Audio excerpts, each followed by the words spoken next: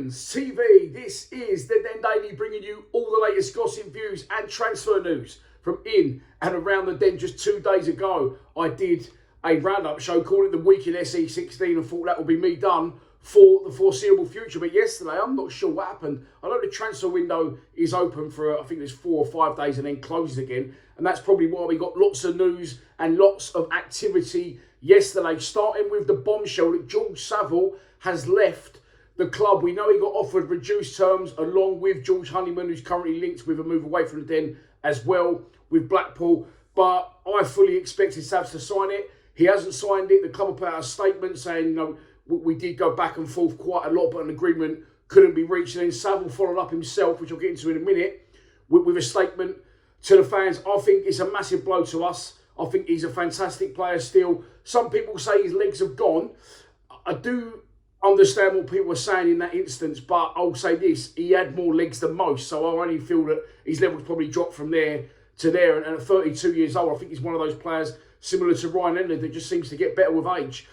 He's massive on the pitch. He does a fantastic job when he comes off the bench as well. Game management, we saw it against I think it was Middlesbrough, the game where he literally spent the whole entire point when he come on down in that left-hand corner flag, just winning throws in the ref's ear, winning free kicks, using his experience, and as I always say, a little bit Dennis Wise about him, stepping across players and sort of using his experience to win free kicks, etc. On top of that, of course, Murray Wallace and more so Sean Hutchinson have left the club. Hutchinson was club captain, both big influences in the dressing room, I would imagine, and Savile, for me, is in that bracket. I always mention in my videos that I sort of see him as a second captain alongside Jake Cooper, and Savile not only gets in the ref's ear, but he dictates to our players, riles the fans, and he just manages the game right, vocally and with the ball at his feet. So for me, it's a massive loss. There's 2 ways to look at this. If this was back in Jed Wallace times, I'm not putting him, he's a different type of player to Jed Wallace, different points in their career, I would have said, fucking idiots, the club, you know, they're tight, they don't want to do this, they don't want to pay the money for the players. However, I'm going to keep referring to sort of the new chapter, the new era, the new way the club's trying to go about things. And I just think that as much as gutted as I am, and I do think we will miss him, especially in the dressing room, I think, not that I've ever been in the dressing room, but just it's pretty fucking obvious, isn't it, that he is that influential off the pitch as well as on it. It will clear the pathway for Daniel Kelly, for one. We bought this kid, we got him early, we paid extra money to get him early from Celtic. We've seen nothing of him, and we are going for that new younger bracket of players, trying to push them through, get a couple of good years service out of them, and then move them on for money. On top of that, I said this in my roundup show the other day, I think that the club have got a bigger plan. I think we're in for a massive summer, and I think they will go out and replace Savile with sort of a benchmark signing, someone younger, and they'll pay a bit of money for him. I could be wrong. He's one of the highest earners at the club, I believe, so it will definitely free up some more wages. But George Savile has left the club, and about an hour after he left, the news yesterday, my phone was going off as it was transfer deadline day. I couldn't work out what was going on. I was trying to put sofas together and fucking all sorts. And there wasn't much rest for me because the phone was dinging off the hook, because it was revealed about an hour later that George Savile is joining League One Luton Town. A little bit, I saw him and Coops in the services. I won't say I was eating the Burger King, or I did, on the way home from Derby away, yeah, it was. And I know they live sort of same sort of area. I'm not going to say where the area is, but Luton will probably work out logistically well for George. On top of that, he'll be a fantastic player in League One with Luton's push, trying to get him back into the Championship. So yeah, interesting move. Wasn't one he wanted to make though. Reading between the lines, or read what he wanted into this statement, George Savile did leave a message to the fans saying the following: "Today, I'm leaving Millwall, a decision that comes with a heavy heart. I want to thank the fans more than anything. You've been brilliant with me. Throughout the good times and the bad, you've always backed me, and I'll never forget that you lot are what make this club special.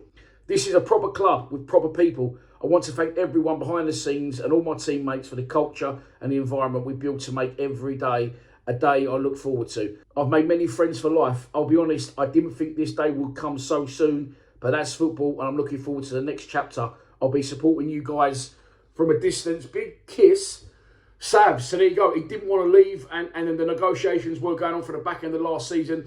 Let me know in the comments, do you think it's a mistake to not give George Savile the money he wanted? As we know, it was on reduced terms what he got offered. And if he's, for example, on about, say, £18,000 a week, I guess, what would you have paid there to keep him? Would you have scaled it down to 50? I just think for what he's worth, still on the pitch. We've done it in the past with Sean Hutchinson, with Alex Pearce. We've given them a contract when they've not even really kicked a football. I still feel Savs would have brought benefit on the pitch as well as off it. Not good news in my opinion, but I'll wait and see what happens in the summer for a potential high-end replacement. That's the dream. Let's move on to a second player yesterday that also left the club. We're talking Liam Roberts. Now, I did cover this already in my roundup show. If you haven't watched that, I will link it in at the end of the show. Liam Roberts, we like what we see of him. We haven't seen a lot of him. Jensen's clearly the firm number one, but as I mentioned in that video, Jensen out for 9 months. I think he'll be back around Christmas time. Due to a ruptured Achilles, he will miss, the first half of the season, which would have automatically, I would have assumed, made Liam Roberts our number one, following him coming back from a glute injury, I think it was, late in the day. George Evans come in, done really well, and I would like to see George Evans still around it. Ideally, I would have had Roberts as one, Evans as two, and get Evans in for the Carabao Cup matches, probably 1-2 rounds, but get him around it, keep him on the bench, keep him travelling with the squad, because I think he's got potential. He showed that in the games that he played last season. It only benefit him being around Roberts up until sort of Christmas, as and when Jensen comes back.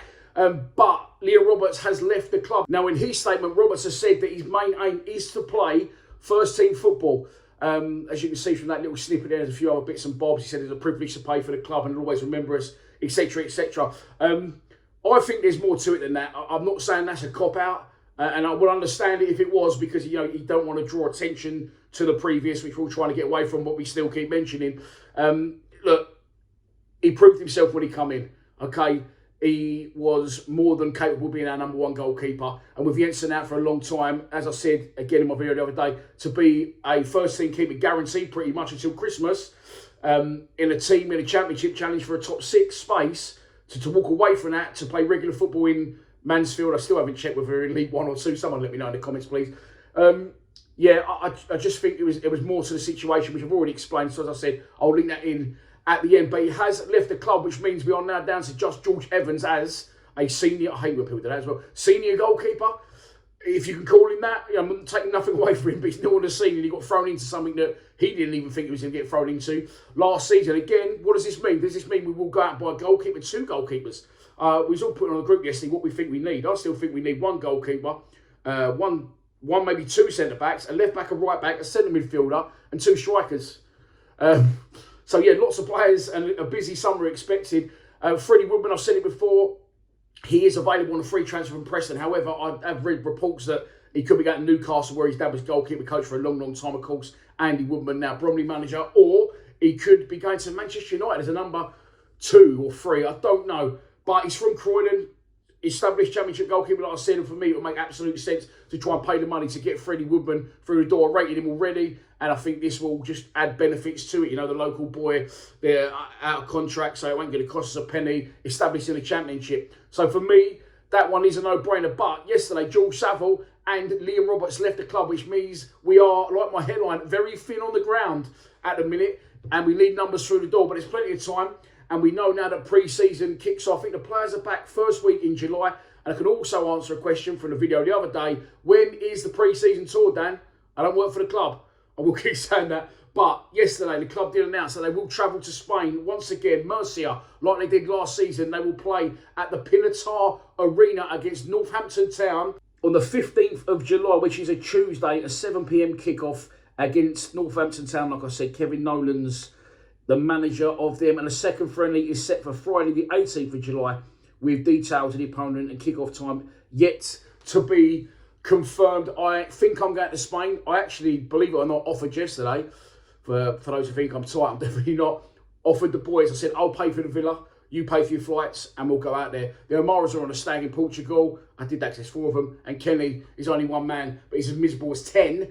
He's going to be in America trying to smile on his holiday. So no one is about at a minute from Lions TV. So I am going to go and plan to go Henry for sort of 5 days, Monday to Saturday. I think fly Monday, fly home Saturday, and you'll get all the games in. But all the information I've given you about Liam Roberts, about George Savile, which I'm gutted about personally. All the best Savs, by the way, if you're watching. I doubt it, but there you go. And the pre-season tour. As I did mention earlier as well, there is rumours that George Honeyman could be leaving the club, which again leads me to believe that if we're getting loads out, we could be in for a very, very big summer. We live in hope. I'm going to try and leave you alone for the rest of this week, but who knows what could happen. This is Millwall Football Club, and as we know, it is always always busy, and there's always something going on. If you haven't already, please subscribe to Lions TV. We are just 35 subscribers away from the magic number of 25k. Enjoy the rest of your week. Come on, you Lions.